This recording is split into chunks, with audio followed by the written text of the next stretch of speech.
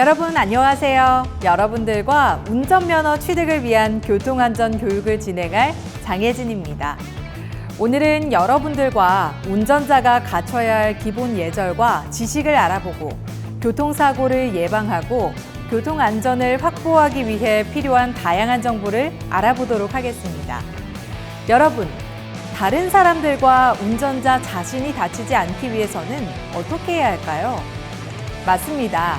바로 안전하게 운전을 해야 합니다.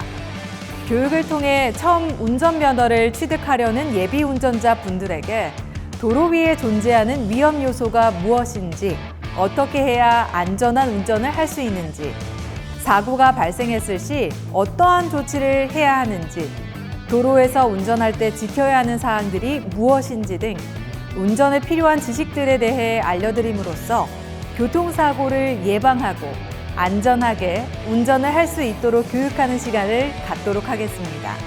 그럼 바로 알아보러 가볼까요? 길에 보이는 도로라고 하더라도 다 같은 도로가 아닙니다. 도로에는 자동차, 원동기 장치 자전거 등 모든 차가 통행할 수 있는 차도와 보행자가 다닐 수 있는 보도, 보행자가 도로를 횡단할 수 있는 횡단보도, 자전거가 다닐 수 있는 자전거 도로 등 다양한 형태와 종류가 있습니다. 그리고 이러한 도로를 이용할 때 일관성 있고 통일된 방식을 사용해 원활하게 소통하고 사고를 예방하기 위해 마련한 교통안전 표지도 존재합니다. 교통안전 표지에는 도로 주변에 위험물이 있거나 도로 상태가 위험할 경우 도로 이용자가 안전조치를 취할 수 있도록 알려주는 주의표지, 도로교통의 안전을 지키기 위해 제한 또는 금지되는 규제를 하는 경우 이를 도로 이용자에게 알리기 위한 규제표지, 도로교통 안전을 위해 도로 통행 방법, 통행 구분 등 지시가 필요할 경우 사용하는 지시표지, 주의표지, 규제표지, 지시표지의 주요 기능을 보충해 도로 이용자에게 알리는 보조표지, 주의, 규제, 지시 등의 내용을 노면에 이 기호와 문자, 선으로 표시한 노면 표시가 있습니다. 그 외에 터널, 다리, 지하도, 버스 정류시설, 신호등 등 다양한 도로 환경과 시설물이 존재합니다. 이러한 표지들과 신호를 확인함으로써 미리 앞선 도로에 있는 위험물과 돌발 상황의 발생 가능성 등에 대해 먼저 파악하고 대처해 안전한 운전을 할 수 있습니다. 운전 경력 2년 미만의 운전자는 초보 운전 표지를 부착함으로 도로 위에 다른 운전자들이 주의할 수 있도록 알려줄 수 있으며 다른 운전자들에게서 양보와 배려를 받을 수 있으므로 부착하는 것이 좋습니다. 초보 운전 표지는 뒷차량이 잘 볼 수 있게 뒤 유리창을 가려 운전이 불편하지 않는 위치에 부착합시다. 도로 위의 모든 운전자는 교통법규를 준수해야 합니다. 교통법규를 준수하지 않을 시 교통 상황이 혼잡해지며 교통사고가 일어날 위험이 있습니다.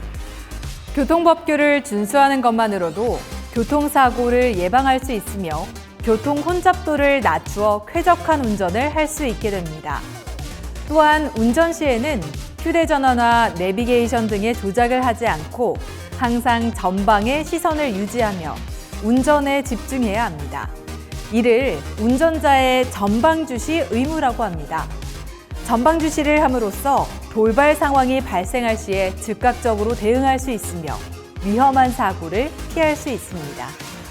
특히 운전 중 휴대전화 사용의 경우 안전한 운전을 위해 가장 중요한 항목 중 하나인 전방주시 의무를 소홀하게 만들어 사고 위험이 높아지게 하는 주요 원인 중 하나입니다.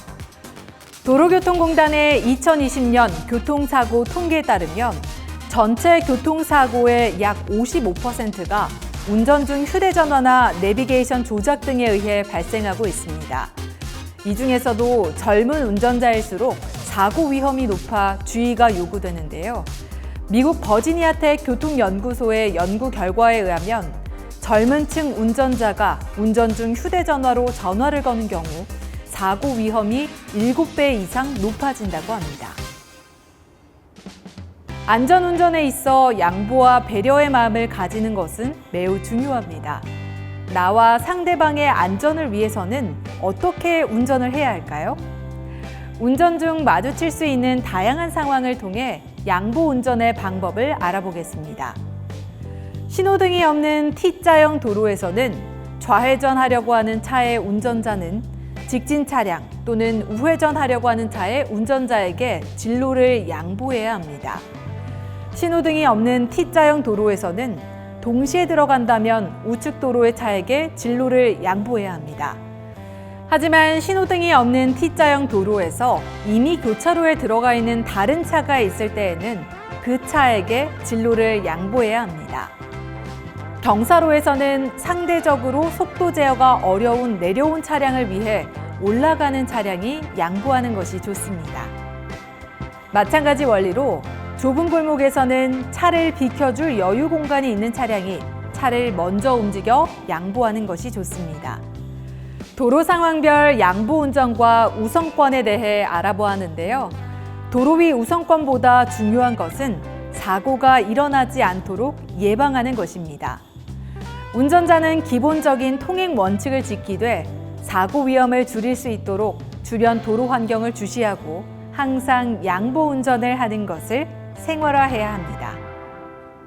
자동차 운행 시에는 안전띠를 필수적으로 착용해야 합니다. 안전띠 착용은 운전자뿐만 아니라 조수석 그리고 뒷자리에 탑승한 사람들까지 모두 착용해야 합니다. 안전띠 착용은 법적 의무라서가 아니라 탑승자의 안전을 위해서 반드시 필요한 조치인데요. 도로교통공단 교통사고 분석 시스템 통계에 따르면 안전띠를 착용하지 않을 경우 착용한 경우보다 사망률이 4.7배나 높게 나타납니다.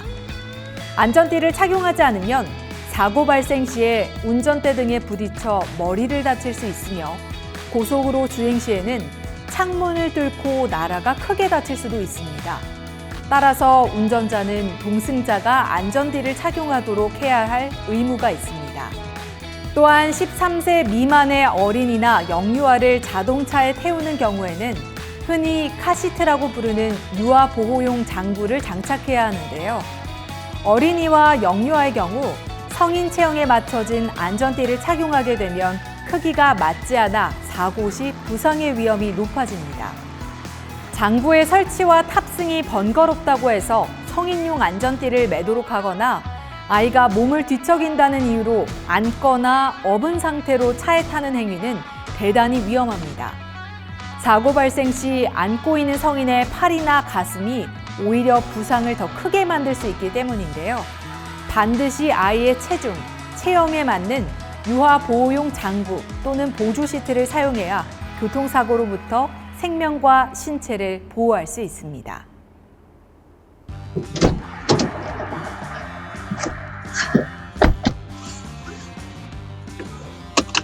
오랜만에 여행지 가고 너무 좋다. 그러니까 오늘 진짜 재밌게 놀자. 응?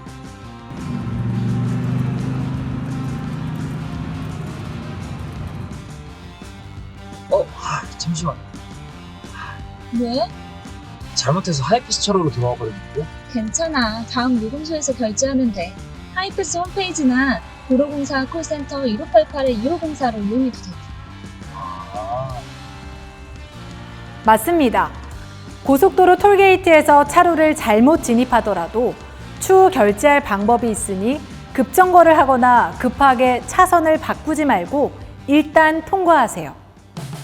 경사가 심한 언덕에 주차할 때는 주차 브레이크를 사용해야 합니다.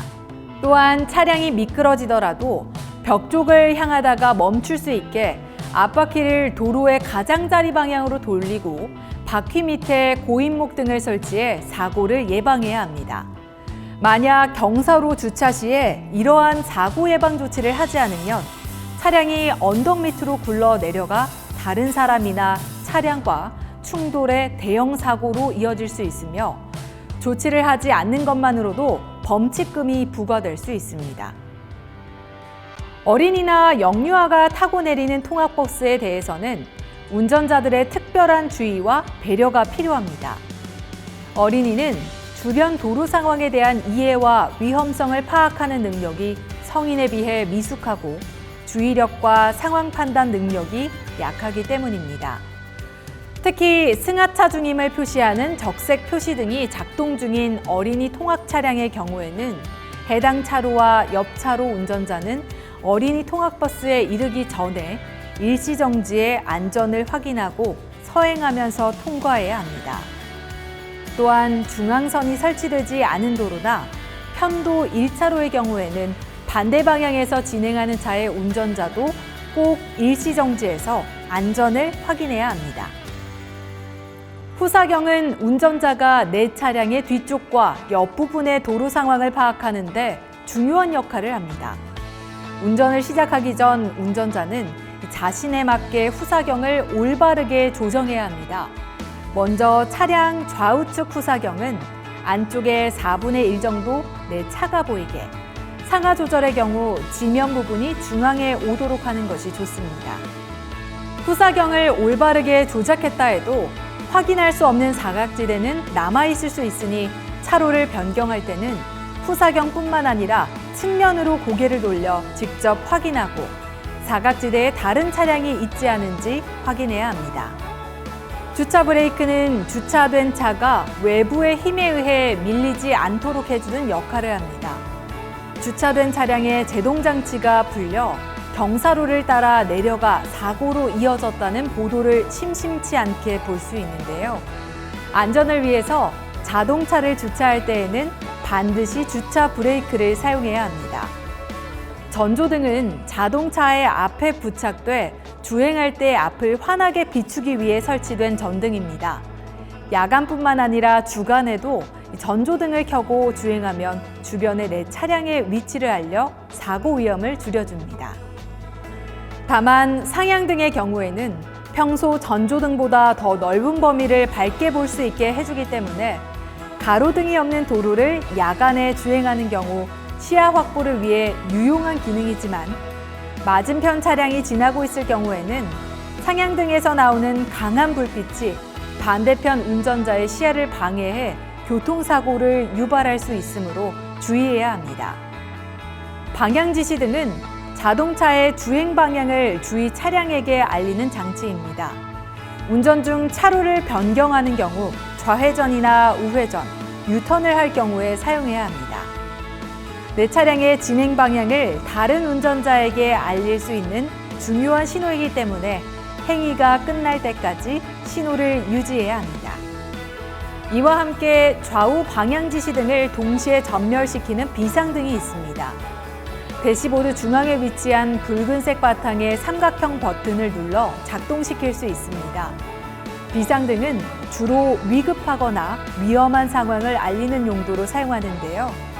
예를 들어 고속도로에서 주행 중 전방에서 교통사고 등 돌발 상황이 발생하여 급제동을 해야 하는 경우 비상등을 켜서 뒤에서 따라오는 차량에게 위험을 알릴 수 있습니다. 또한 짙은 안개나 폭설 등으로 인해 저속으로 운전해야 하는 경우 뒤에 따라오는 차량에게 위험을 경고하는 의미로 사용할 수 있습니다.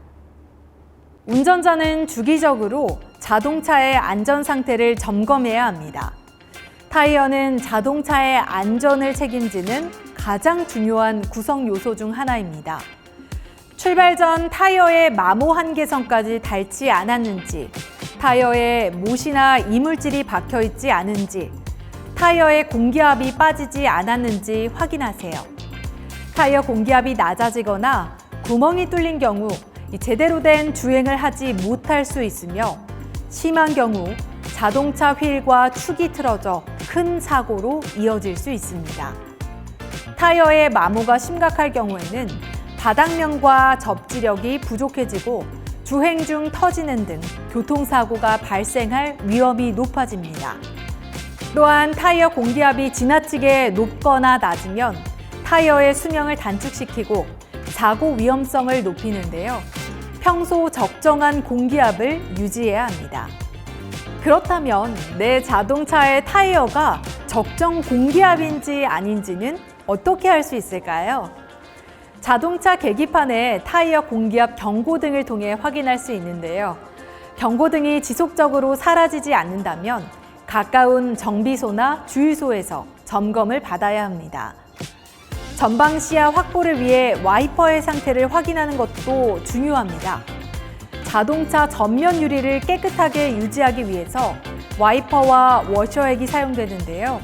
출발하기 전 워셔액의 양이 충분한지, 와이퍼가 휘어지거나 마모되어 유리의 밀착도가 떨어지지는 않았는지 확인함으로써 안전사고를 예방할 수 있습니다.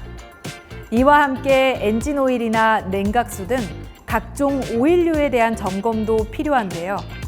정기적으로 정비업체를 방문해서 내 차량의 상태를 점검함으로써 차량 결함으로 인한 사고를 예방하고 안전한 운전을 할 수 있으므로 주기적으로 자동차 점검을 받아야 합니다.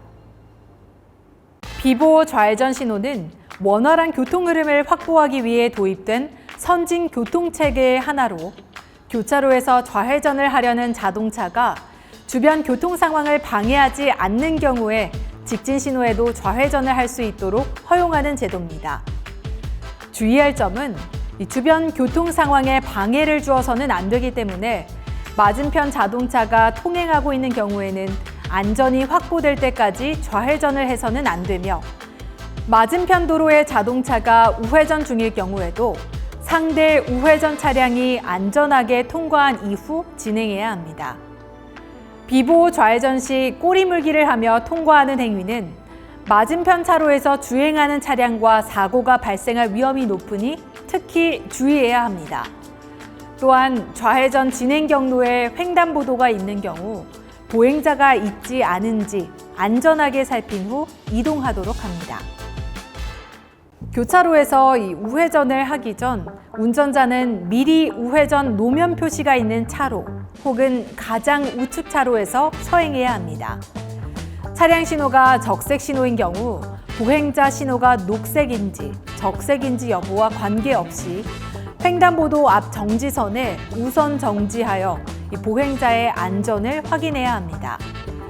우회전 이후 만나게 되는 두 번째 횡단보도의 경우에도 보행자의 안전을 확인하면서 서행하며 우회전합니다.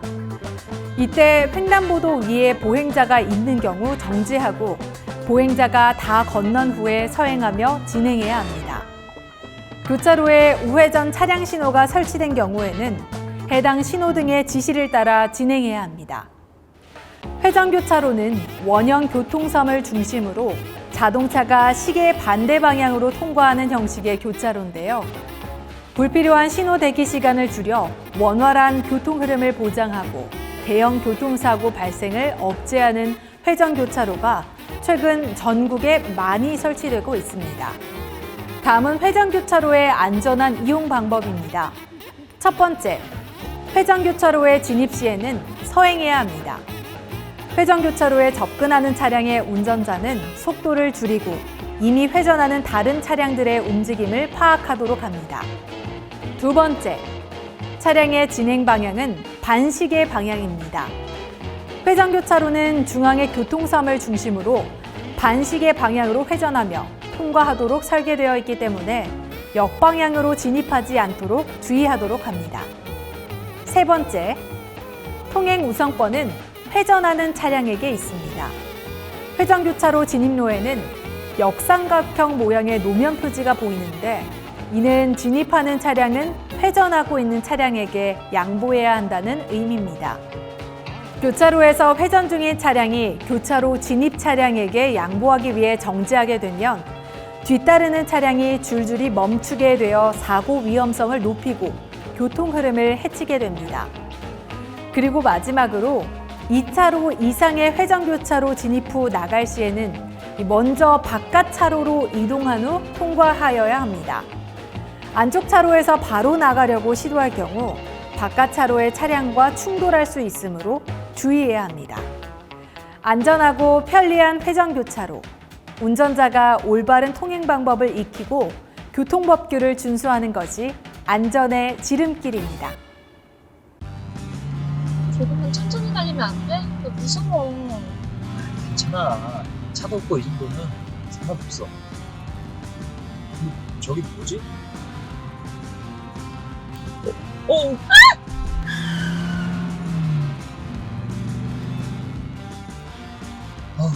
할 뻔했네. 내가 말했지. 도로에 차가 없더라도 화물차 같은 데서 물건 같은 게 떨어질 수 있으니까 과속하지 말고 안전속도 지키라고. 그리고 아까부터 계속 지켜봤는데 단속 카메라 있을 때면 갑자기 속도 줄이더라? 그러다가 뒤에 따라오는 차량이랑 충돌사고 많이 발생하는 거 몰라? 애초에 규정 속도를 지켜야지. 고속도로가 뻥 뚫려 있다고 과속을 하면 안 되죠. 특히 고속도로에서는 화물 자동차의 적재물 등이 도로에 떨어져 있을 수 있으니 항상 규정 속도를 지켜서 운전해야 합니다. 전동 킥보드로 대표되는 개인형 이동장치는 최근 개인의 단거리 교통수단으로 급격하게 확산되고 있는데요. 개인형 이동장치는 자동차에 비해 크기가 작아 차량의 사각지대에 들어가는 경우 운전자가 도로 위에서 그 존재를 알아차리기 쉽지 않습니다. 이용자 수의 폭발적 증가와 함께 교통사고도 매년 큰 폭으로 증가하는 추세입니다. 도로교통공단 교통사고 분석 시스템 통계에 따르면 지난 2017년 117건이었던 개인형 이동장치 교통사고 건수는 2020년에는 897건으로 4년간 무려 8배 가까이 증가했습니다. 개인형 이동장치 운전자는 외부 환경에 직접 노출되어 있기 때문에 경미한 접촉사고만으로도 심각한 부상을 당하게 될 위험이 높기 때문에 자동차 운전자는 도로에서 개인형 이동장치가 주변에 있는 경우 주행 속도를 줄이고 돌발적인 상황 변화에 대비할 수 있도록 주의를 기울여야 합니다. 고속도로는 일반적인 도로에 대비해 주행 속도가 높아 사고가 발생하면 치사율이 매우 높습니다. 2019년 통계에 따르면 전체 교통사고 건수 중 고속도로에서 발생한 경우는 1.8%인 것에 비해 고속도로 교통사고로 인한 사망자 수는 전체 교통사고 사망자의 6.2%를 차지했는데요. 고속도로에서 발생하는 교통사고 원인의 대부분은 전방주시 의무를 소홀히 한 것입니다. 따라서 운전 중에는 차량용 내비게이션을 조작하거나 핸드폰을 사용하는 등 주행 중 운전자의 집중을 해치고 전방 주시에 방해가 되는 행위를 해서는 안 됩니다. 또한 운전자는 단순히 앞차의 뒷부분만 봐서는 안 되며 시야를 넓게 갖고 앞차가 주행 중 보이는 특이사항, 앞차의 전방과 주변 교통 상황에 주의를 기울여 돌발 상황 발생에 대처할 수 있도록 해야 하며 항상 안전거리를 확보하여 사고를 예방해야 합니다. 안전거리란 앞차가 갑자기 정지하는 경우 충돌을 피할 수 있는 거리 혹은 도로에 장애물이 갑자기 나타난 상황 등 운전자가 정지를 해야 할 상황을 인식하고 브레이크를 사용하여 멈춤으로써 사고를 예방할 수 있는 거리를 뜻합니다. 안전거리 유지는 추돌 사고를 예방할 수 있을 뿐만 아니라 도로 상황을 인지하고 판단할 수 있는 시간을 확보하여 급제동이나 급핸들 조작을 피할 수 있게 해줍니다. 예를 들어 앞차의 화물이 떨어지는 적재물 낙하 사고나 급제동으로 인한 사고는 대형 사고로 이어질 가능성이 커 매우 위험합니다. 방어운전 측면에서 이러한 교통사고를 피하기 위해서는 안전거리 확보가 가장 중요합니다. 주행속도별 적정 안전거리는 어떻게 할 수 있을까요? 대표적인 안전거리 확보 방법은 시차 법칙을 이용하는 것인데요.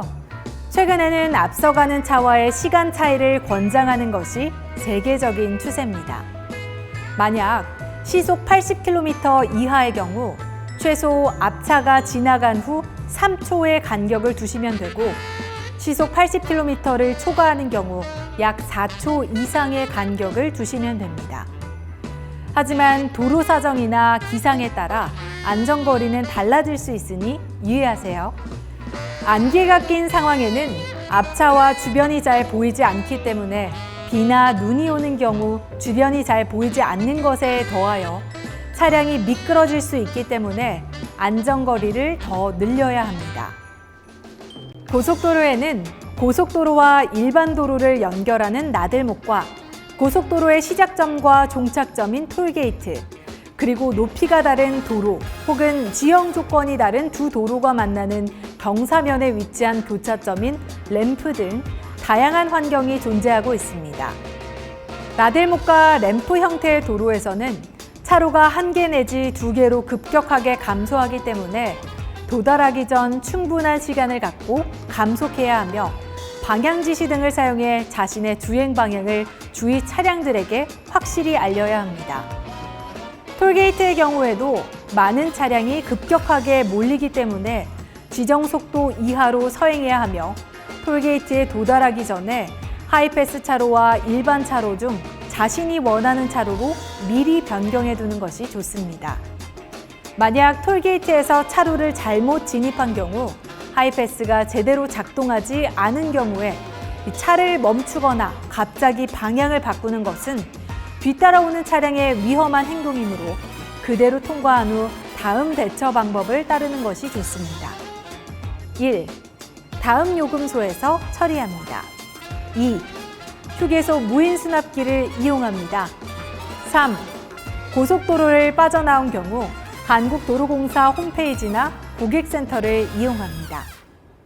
고속도로에서 장시간 주행을 할 경우 평소보다 졸음이 쉽게 올 수 있습니다. 시속 100km로 주행 중 1초를 졸게 되면 28m, 4초만 졸아도 100m가 넘는 거리를 이동하게 됩니다.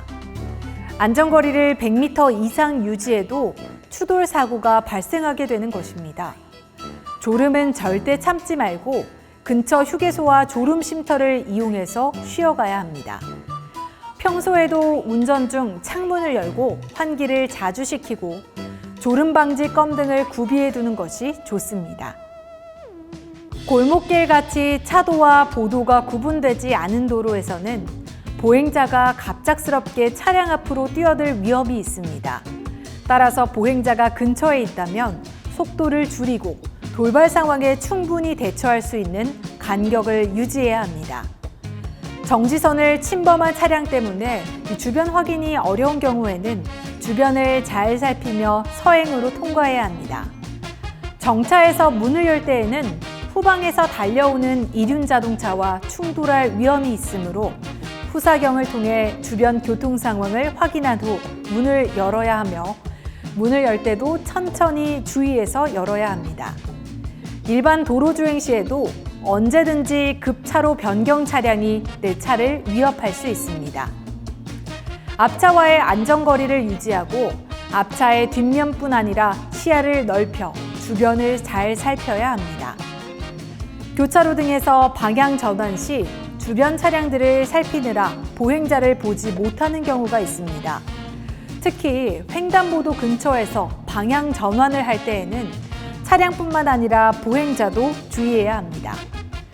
눈이나 비가 올 때는 평소보다 시야도 좁고 제동거리도 길어지기 때문에 앞차와의 충분한 안전거리를 유지해야 합니다.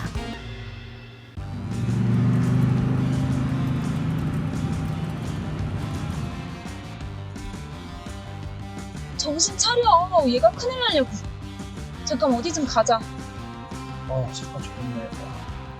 너 어딜? 잔말 말고 내가 가자는 대로 가.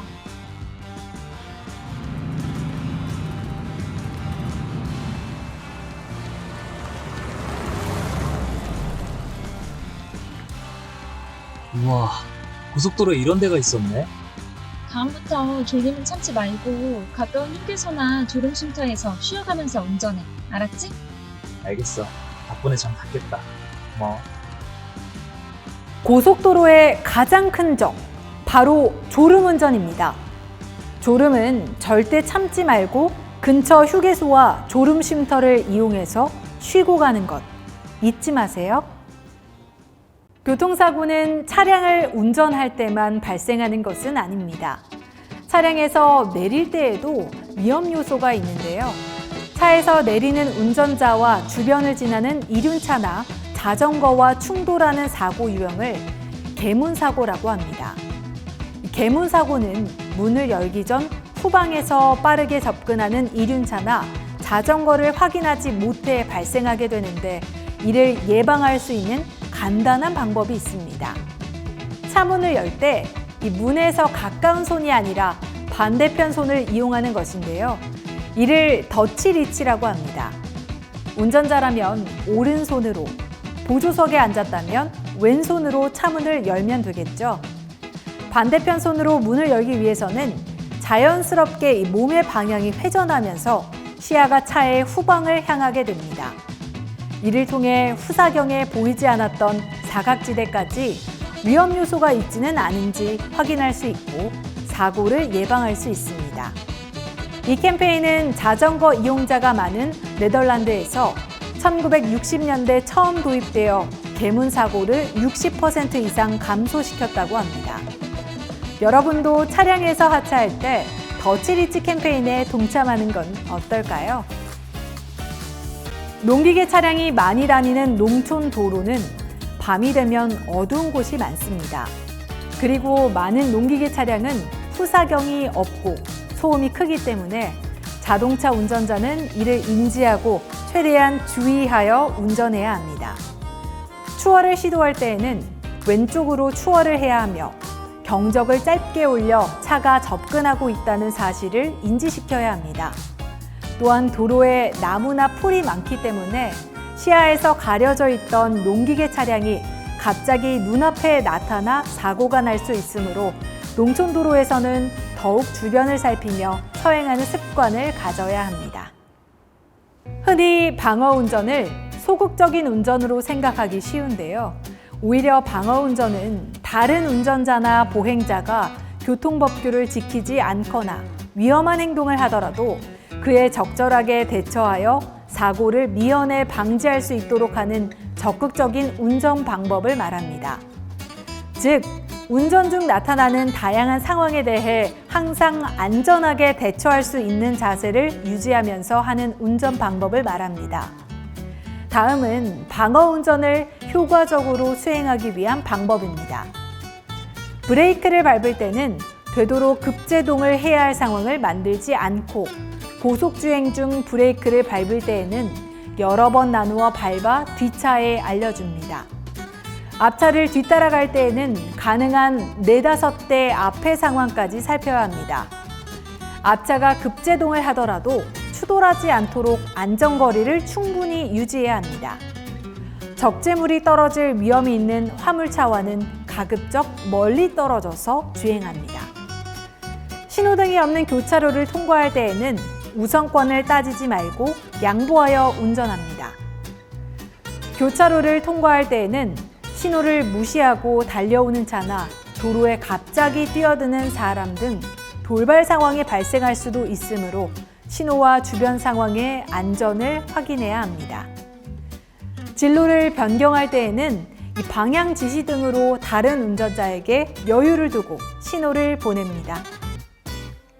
사고 발생 시 가장 먼저 해야 할 일은 다친 사람이 있는지 확인하는 것입니다.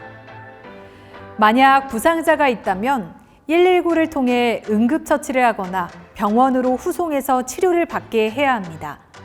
두 번째는 비상등을 작동시키고 차량 후방에 안전 삼각대 등을 설치해 2차 사고를 예방해야 합니다. 그 다음으로 경찰과 보험회사에 신고해 사고 처리 도움을 받아야 합니다. 마지막으로 명확한 과실 비율 산정을 위해 사고 현장에서 증거를 확보해야 합니다. 차량 바퀴를 찍어 차량의 진행 방향을 기록하고 차량으로부터 10에서 20m 정도 떨어져서 전후 좌우 방향을 촬영해 차량 진행 방향, 과실 차량 여부, 손상 부위 등을 기록해야 합니다. 블랙박스가 있다면 녹화 영상 자료도 확보합니다. 파손 부위도 근접 촬영하여 파손 정도 및 적절한 보상 규모를 확인할 수 있도록 대비합니다. 만약 촬영할 장비가 없다면 목격자를 확보하거나 주변에 지나가는 버스나 택시 등 기타 차량의 번호를 파악하여 증거 자료로 활용할 수 있도록 해야 합니다. 교통사고 시 문이 열리지 않거나 차량 출구가 막혔을 경우 화재 등 2차 사고 유발 가능성을 없애기 위해 시동을 끈 후 비상용 망치나 뾰족하고 강도가 높은 도구를 사용해 자동차 유리의 가장자리를 가격합니다. 유리에 금이 간 후 유리를 발로 차 깨뜨리고 탈출합니다. 소방청이 발표한 화재 발생 통계에 따르면 전체 화재 중 자동차 화재가 11.7%를 차지한다고 합니다. 특히 무더운 날씨가 지속되는 여름철에는 차량 화재 사고가 빈번한데요. 이런 사고를 방지하기 위해서는 차량 내 소화기를 상시 비치하는 것이 좋습니다. 소화기의 위치는 트렁크에 넣으면 위급 시 바로 사용이 힘들기 때문에 운전자가 손을 뻗으면 닿을 수 있는 위치에 흔들림 없이 안전하게 비치해야 합니다. 또한 운전자는 차량 화재 예방을 위해 여름철 장시간 운전을 삼가고 냉각수 등의 냉각계통을 정기적으로 점검해야 합니다. 보조 배터리나 라이터 등의 인화성 물질은 차에 두지 않는 것이 좋고 차량 내부에서 실내 흡연 또한 삼가는 것이 좋겠습니다. 다음은 자동차 화재 발생 시 소화기 사용 방법입니다. 불이 난 장소로 바람을 등지고 가급적 가까이에서 소화기 안전핀을 뽑습니다. 불이 난 방향으로 소화기 호스 끝부분을 잡습니다. 손잡이를 힘껏 움켜쥐고 빗자루로 쓸듯이 뿌려 불을 끕니다. 자, 이제 출발해볼까? 뭐 잊은 거 없어? 오늘 무슨 날이야? 안전띠 해야지. 괜찮아. 걸리적거리기도 하고 어차피 거리도 가까운데 뭐. 무슨 말이야. 거리가 가깝던 멀던 안전띠는 무조건 매야 하는 거야. 알겠어. 네, 안전띠를 매지 않으면 경미한 사고라도 크게 다칠 수 있어 이동거리와 관계없이 안전띠를 꼭 착용하셔야 합니다. 안전벨트는 생명벨트. 교통사고 처리 특례법은 업무상 과실 또는 중대한 과실로 교통사고를 일으킨 운전자에 관한 형사처벌 등의 특례를 정함으로써 교통사고로 인한 피해의 신속한 회복을 촉진하고 국민 생활의 편익을 증진함을 목적으로 합니다. 교통사고 처리 특례법 조항에 따라 교통사고로 다른 운전자나 보행자를 다치게 했거나 단순 물적 피해를 일으킨 경우 형사처벌을 면제받을 수 있습니다. 단, 조건이 있는데요. 사고를 낸 운전자는 자동차 종합보험에 가입되어 있거나 피해자와 합의를 해야 합니다. 하지만 사망사고를 일으켰거나 사고를 일으키고 도주한 경우 12대 중과실 사유에 해당하는 경우에는 보험가입이나 피해자 합의 여부를 불문하고 형사처벌의 대상이 됩니다. 12대 중과실 항목은 교통사고 처리의 기준인 동시에 사고 예방을 위해 운전자가 특히 관심을 가져야 할 사항이므로 위반하지 않도록 주의합니다. 이와 함께 일반적인 교통사고인 경우라 할지라도 피해자에게 중상해를 입힌 경우에는 피해자와 합의하지 못한 경우 형사처벌의 대상이 됩니다. 중상해란 생명 유지에 불가결한 뇌 또는 중요 장기에 중대한 손상을 입었거나 사지 절단 등 신체 중요 부위의 상실, 중대 변형 또는 시각이나 청각, 언어, 생식 기능 등 중대한 신체 기능이 영구적으로 상실한 경우 사고 후유증이나 중증 정신장애, 하반신 마비 등 완치 가능성이 없거나 희박한 중대 질병을 말합니다. 지금부터 교통사고 처리 특례법 상의 12대 중과실에는 어떤 항목이 있는지 살펴보도록 하겠습니다. 1. 신호 및 지시 위반. 신호등 신호뿐만 아니라 경찰관의 수신호를 위반하거나 도로 노면 표시 및 교통안전 표지를 위반한 경우 전멸 등 위반을 포함합니다. 2. 중앙선 침범. 유턴구역이 아닌 장소에서 중앙선을 넘어 유턴하는 경우도 중앙선 침범으로 처리됩니다. 3. 과속. 차량의 운행 속도가 제한 속도보다 20km 이상 초과한 경우를 의미합니다. 4. 끼어들기, 앞지르기 규정 위반. 우측 추월을 하거나 터널, 다리 위에 앞지르기 금지 장소에서 일어난 추월 등을 의미합니다. 5. 철길 건널목 통과 방법 위반. 철길 건널목에서 일단 정지하지 않고 통과하는 경우를 뜻합니다. 6. 보행자 보호 의무 위반. 신호등 없는 횡단보도에서 보행자가 횡단 중일 때 일시 정지하지 않거나 우회전 또는 비보호 좌회전 직후에 있는 측면 횡단보도에서 일어난 사고의 경우입니다. 7. 무면허 운전. 면허 정지 상태의 경우나 내가 가지고 있는 면허 종류로 운전할 수 없는 차량을 운전한 경우에도 무면허 운전으로 처리됩니다. 8. 음주운전. 술에 취한 상태에서 자동차 등을 운전하는 것을 말합니다. 법적인 기준은 혈중 알코올 농도가 0.03% 이상인 경우를 말하며 도로가 아닌 주차장 등에서 운전하는 경우에도 음주운전에 포함됩니다. 9. 보도 침범. 주차장이나 건물 내부로 진입할 때 일시 정지하지 않고 보행자와 사고가 발생한 경우도 포함됩니다. 10. 승객 추락 방지 의무 위반. 운전자가 운전 중 타고 있는 사람 또는 타고 내리는 사람이 떨어지지 않도록 문을 확실히 여닫지 않아 발생한 경우를 의미합니다. 11. 어린이 보호구역 안전운전 의무 위반. 어린이 보호구역에서 어린이의 신체에 상해를 입힌 경우입니다. 12. 화물 고정 조치 위반. 화물차 등에 짐을 적재한 상태에서 이 화물을 단단히 고정하지 않아 짐이 떨어져 사고가 발생한 경우를 의미합니다. 모든 운전자는 도로를 횡단 중인 보행자를 보호할 의무가 있습니다. 신호등이 있는 횡단보도에서 신호등의 신호를 반드시 지켜야 합니다.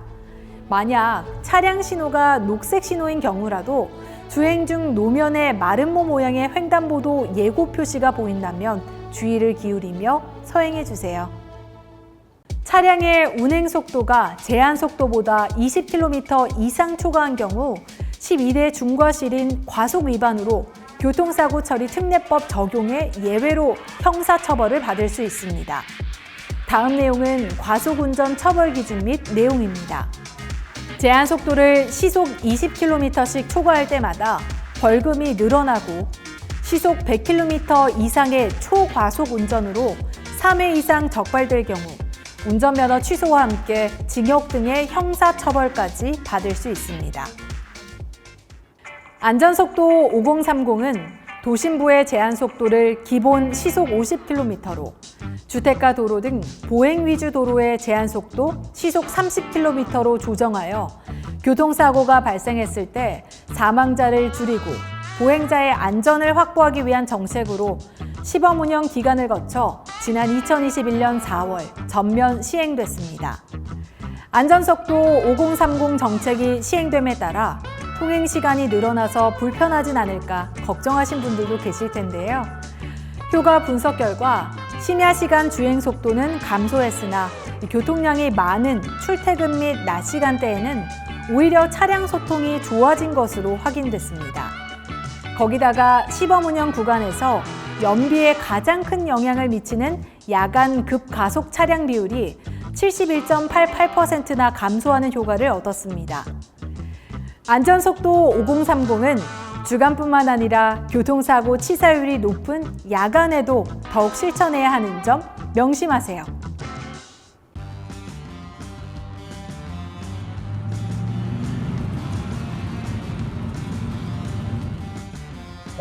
잠시만요. 잠시만. 저기 앞에! 이런 운전 중 휴대폰이나 내비게이션을 조작하면 이렇게 사고로 이어질 수 있습니다. 아무리 급한 일이라도 운전 중에는 운전만 집중해 주세요. 운전자는 횡단보도가 아닌 곳에서 도로를 횡단 중인 장애인 보행자를 발견한 경우 일단 정지해서 장애인 보행자가 길을 안전하게 건널 때까지 기다려야 합니다. 특히 수동 휠체어나 전동 휠체어 모두 이 보행을 보조하는 기구에 해당하기 때문에 보행 보조기구를 이용하고 있는 사람은 운전자가 아닌 보행자입니다. 따라서 전동 휠체어를 사용하는 경우에 보도를 통행하는 것이 원칙이지만 고르지 않은 노면, 경사턱 등 장애물을 피해 차도를 이용하는 경우가 많은 것이 현실입니다. 도로 위에서 전동 휠체어 사용자를 만나게 된다면 교통사고 위험에 노출된 교통약자를 위해 배려와 양보의 자세를 보여주세요. 화면의 표지는 해당 자동차의 운전자가 청각장애인이라는 표시인데요. 청각장애인 표지가 있는 차에게 신호를 보낼 때에는 상향등을 가볍게 2번 점등하는 방식으로 주의 신호를 보내는 것이 바람직합니다. 도로위 배려는 운전자의 마음가짐에서 시작됩니다.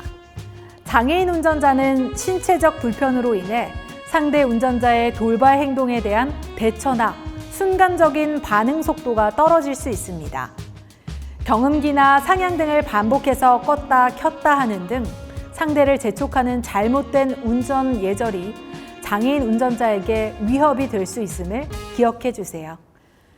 고령 보행자는 비고령 보행자에 비해 차량과의 거리가 더 짧은 상황에서 횡단을 시도하는 경향이 있어 보행 시 사고 위험이 높은 것으로 나타났습니다. 보행자가 안전하게 도로를 횡단하기 위해선 접근 차량의 속도, 접근 차량과의 거리, 자신의 횡단 소요 시간 등을 모두 정확히 인지해야 하지만 고령 보행자는 신체 기능과 인지 능력이 저하되기 때문에 비고령 보행자와 횡단 판단 능력 차이가 발생합니다. 따라서 운전자는 횡단을 시도하려는 고령 보행자가 시야에 들어온다면 이러한 사실을 인지하고 서행해야 합니다.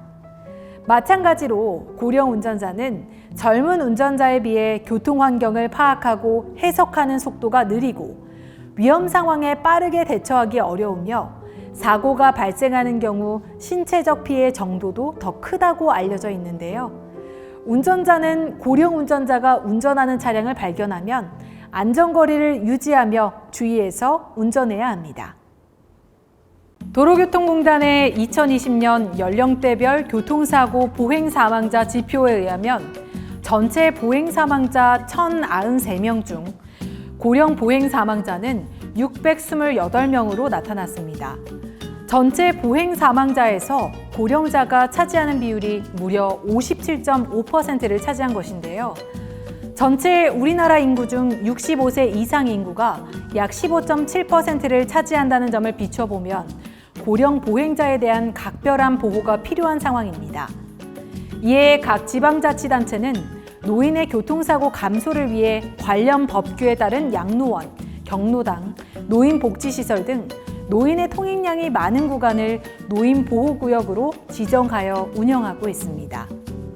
하지만 노인보호구역은 같은 교통약자 보호구역 중 하나인 어린이 보호구역과는 다르게 많이 알려지지 않았고 실제로 노인보호구역을 모르는 운전자들 또한 상당히 많습니다. 노인보호구역은 어린이 보호구역과 마찬가지로 노인보호구역 표지판, 과속방지턱, 노면 미끄럼 방지를 위한 컬러 포장 등으로 쉽게 알아볼 수 있습니다. 고령자는 신체 능력 저하로 판단 능력과 대처 능력이 떨어지고 걸음이 느린 특징이 있고 가벼운 사고도 큰 부상으로 이어질 수 있어 각별히 주의하여야 합니다. 노인보호구역에서는 시속 30km의 속도 제한과 불법 주정차가 금지되고 이를 위반 시 부과되는 과태료나 범칙금 등이 일반 도로에 비해 2배로 부과될 수 있습니다. 노인보호구역 진입 시 과속에 주의하고 급제동, 급출발을 자제하여 안전하게 주행해야 합니다. 어린이의 교통행동 특성과 안전사고는 깊은 관련이 있기 때문에 어린이의 교통행동 특성과 사고 유발 요인 간의 관련성을 이해하면 어린이 교통사고를 효과적으로 예방할 수 있습니다. 어린이는 자동차의 작동 원리와 거리와 속도 추적 능력이 부족합니다. 자동차가 정지하기 위해서는 제동거리가 필요하다는 사실을 인식하지 못하며 손만 들면 차가 선다는 생각을 합니다. 어린이는 주의 집중 능력과 상황 판단 능력이 약합니다. 2가지 이상 동시에 주의를 집중하는 것이 어렵고 이 모든 주의를 자신들의 관심 영역에만 한정시키기 때문에 한 가지 일에 열중하면 다른 일은 생각하지 않는 경향이 있습니다. 어린이는 상황 대처 능력이 떨어집니다. 위험을 인식하고 회피하는 동작이 빨리 이루어지지 못해 횡단보도를 건너려다가 진행하는 차를 보고 바로 피하지 않고 갈팡질팡하는 등의 모습을 보입니다.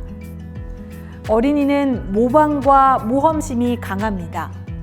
어린이들은 성장하면서 어른들의 행동을 따라하려는 심리가 강해 무단 횡단 등의 옳지 않은 행동까지 모방을 하는 경향이 있습니다. 어린이는 시각 능력과 청취한 정보 활용 능력이 취약합니다. 눈높이가 낮고 시야각이 좁기 때문에 차 너머의 상황을 파악하고 주변에 접근하는 차량 파악 등의 대처 능력이 떨어져 눈에 보이는 물체에만 주의를 집중하는 경향이 있습니다. 어린이는 정서불안 시 자제력이 약하고 감정에 따라 행동 변화가 심합니다. 마음이 불안하거나 화가 날 때 혹은 기분이 좋을 때 과잉 행동을 하는 경향이 있고 이때 주변 환경에 대한 주의력이 떨어져 접근하는 위험을 인식하지 못하게 됩니다. 일명 민식이법이란 2019년 아산의 한 어린이 보호구역 내 횡단보도를 건너던 김민식 군을 자동차 운전자가 발견하지 못하고 충돌하여 결국 사망한 사건을 계기로 개정된 도로교통법과 특정범죄 가중처벌법 조항을 말합니다. 주요 내용으로는 어린이 보호구역 내 과속단속 카메라 설치를 의무화하고 어린이 보호구역 내 안전운전 의무 부주의로 사망이나 상해 사고를 일으킨 운전자를 가중처벌하는 내용을 담고 있습니다.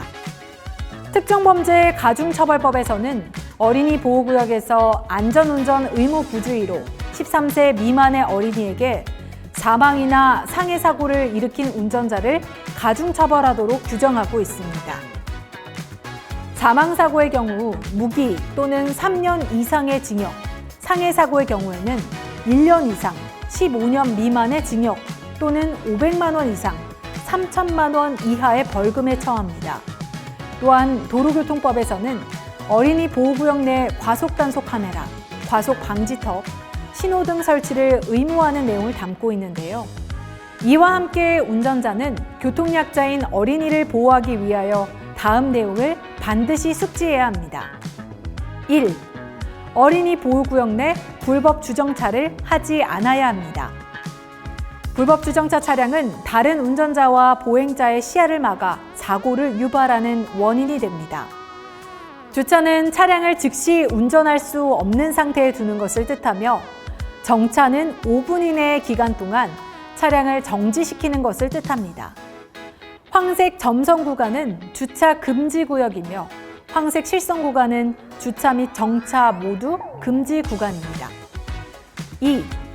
어린이 보호구역을 통과하는 경우 어린이가 정차한 자동차 사이나 사각지대에서 갑자기 도로에 나타나거나 불법 주정차한 차량 사이에서 튀어나올 수 있다는 점을 주의하고 서행해야 합니다. 3.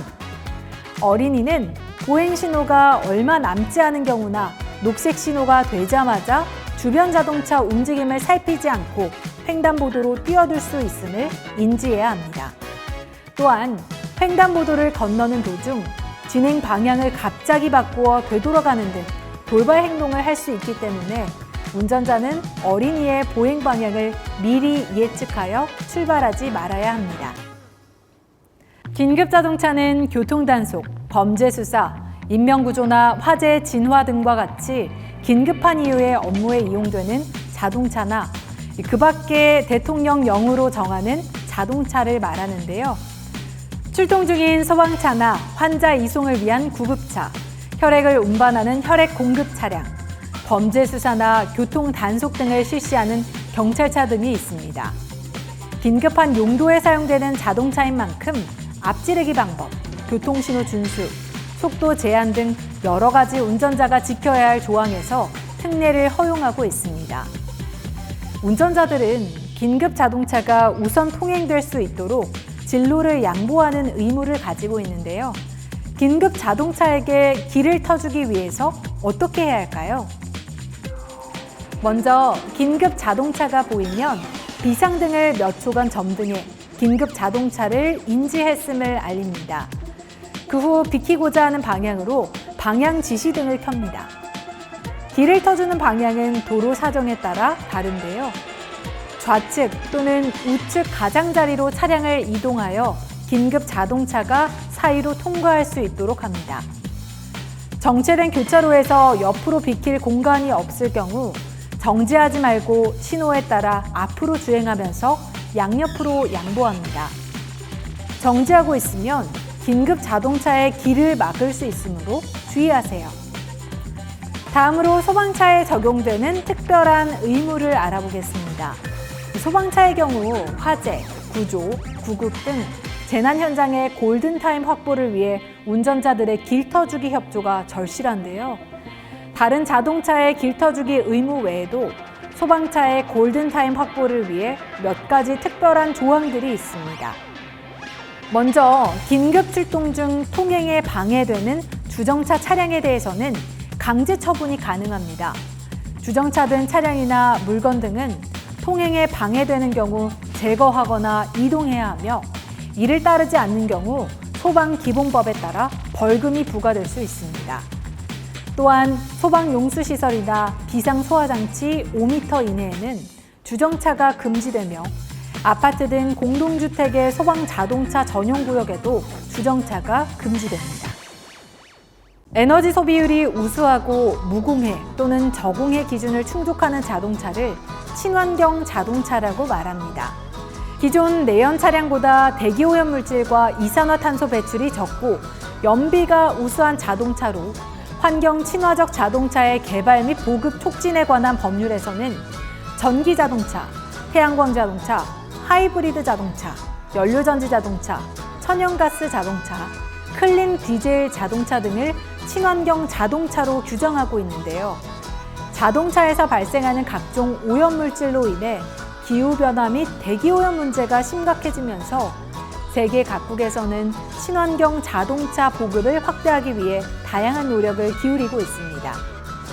우리나라에서도 전기자동차 등의 친환경 자동차는 매년 지속적으로 이 사용자가 증가하고 있는데요. 자동차로 인한 대기오염 및 기후변화 문제를 적극적으로 해결하고 미래 세대의 깨끗한 환경을 물려주기 위해 친환경 자동차로 적극 전환해 나가야 하겠습니다. 자기야, 정신 차려.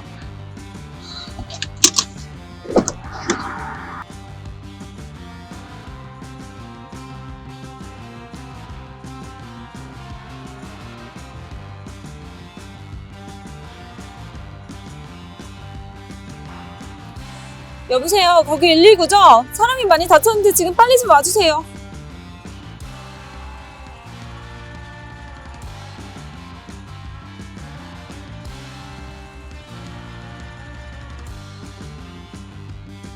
보험회사죠? 지금 사고가 났는데 좀 빨리 좀 와주세요.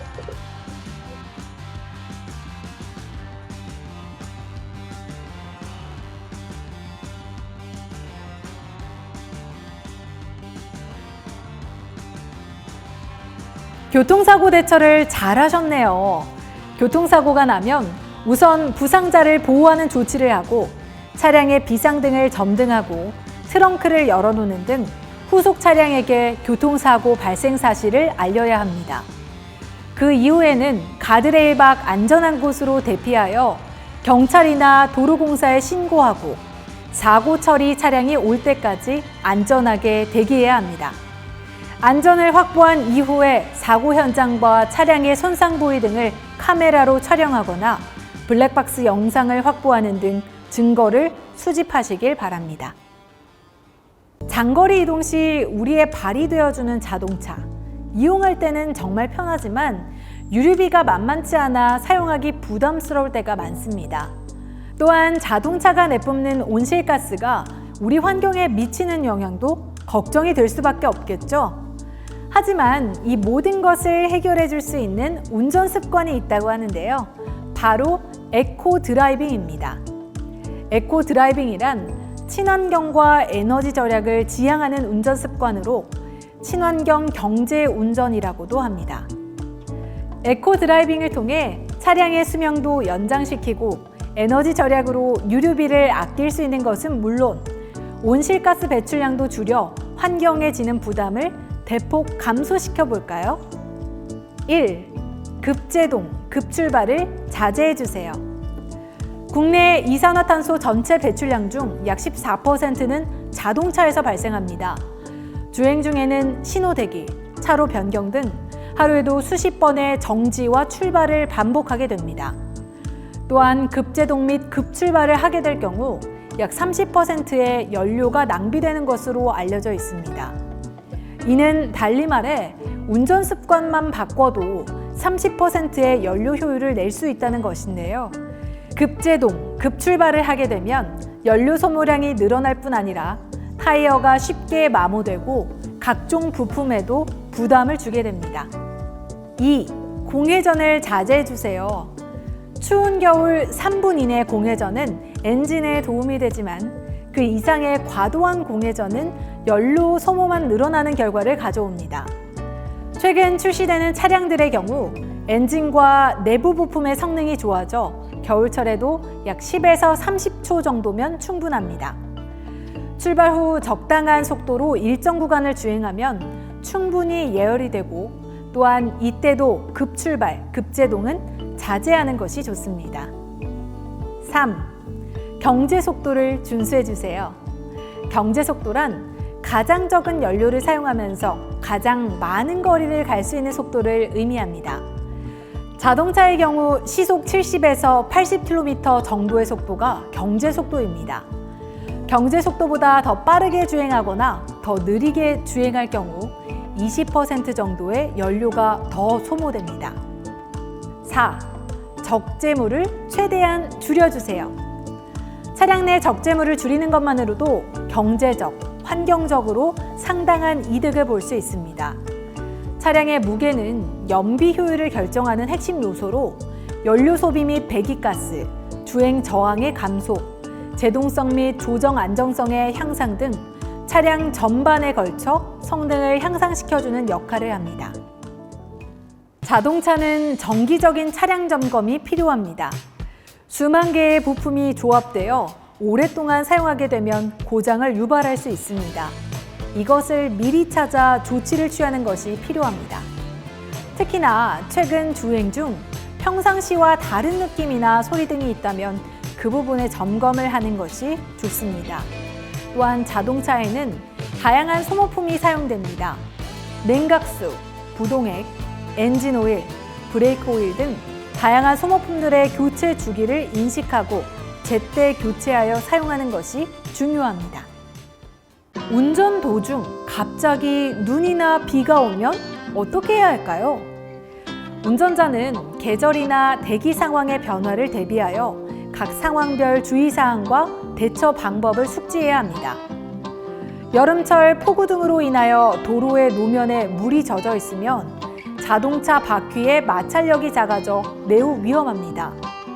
경찰청 통계에 따르면 빗길 교통사고는 전체 사고 치사율의 1.6배에 달하는데요. 비가 오고 있거나 비가 와서 도로가 젖어 있는 경우에는 최소한 최고 제한 속도의 20% 이상을 감속해서 운전해야 합니다. 또한 이 폭우나 안개로 가시거리가 100m 이하인 경우에는 최고 제한 속도의 50% 이하로 속도를 줄이거나 충분한 안전거리를 확보해야 합니다. 국지성 호우를 만나 앞을 분간하기 어려울 정도인 경우에는 무리한 주행을 피하고 가까운 휴게소나 졸음 쉼터 등 안전한 장소로 이동해서 비를 피하는 것이 좋습니다. 겨울철에는 폭설에 대비하여 체인, 모래주머니 등의 안전장비를 준비해야 합니다. 비가 올 때와 마찬가지로 평소보다 속도를 줄이고 차와 차 사이의 안전거리를 평소의 2배 이상으로 유지하는 것이 좋습니다.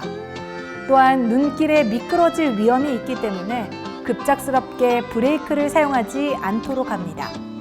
추가로 겨울철에는 낮 동안 내린 눈이나 비가 아스팔트 도로의 틈새에 스며들었다가 밤 사이에 도로에 기름이나 먼지 등과 섞여서 도로 위에 얇게 얼어붙은 블랙아이스도 심심치 않게 볼 수 있는데요. 아래가 비어있는 다리나 터널 출입구, 산그늘이 자주 지는 곳에 생기기 쉽습니다. 블랙아이스는 운전자 눈에 잘 띄지 않기 때문에 단순히 도로가 조금 젖어 있는 것으로 생각되기 쉽습니다. 보이는 것과 달리 블랙아이스 상태의 도로는 굉장히 미끄럽기 때문에 각별한 주의가 필요합니다. 블랙아이스가 의심되는 구간을 통과하는 경우에는 급격한 방향 조작이나 급가속, 급제동을 피하고 주변 차량과 충분한 안전거리를 확보하는 것이 중요합니다. 지난 2016년 경주, 다음 해인 2017년 포항에서 잇따라 큰 지진이 발생하면서 우리나라도 지진의 안전지대가 아니라는 점이 새삼 언론을 통해 보도되었는데요. 지진이 발생하는 경우 운전자는 어떤 행동을 취해야 할까요? 먼저 지진이 발생한 경우 즉시 차에서 내려 지진에 대비하여야 합니다. 차를 두고 대피하게 될 경우에는 피난하는 사람의 통행이나 지진 방제 응급대책 실시를 방해하지 않기 위해 가능한 도로 가장자리에 주차하고 차량 열쇠는 차에 놓고 내려야 합니다. 운전 중 지진 발생 시 운전자는 우선 침착하게 주위의 상황을 파악해야 합니다. 서서히 속도를 떨어뜨리면서 안전한 방법으로 도로 가장자리에 정지시킨 후 주변을 살피고 지진으로 인한 도로 파손, 낙하물, 장애물 등에 주의하며 주변 상황에 맞게 행동합니다. 지금까지 운전과 안전에 관련된 필수적인 내용들에 대해 알아보았는데요. 어떠셨나요? 도움이 많이 되셨나요? 운전면허는 취득하기만 하면 끝이 아니라 관련 법규를 준수하고 안전하게 운전해 교통사고를 예방하고 배려하는 운전자가 되는 것이 더욱 중요한 것 같습니다. 그럼 예비 운전자 여러분, 오늘도 안전운전하세요.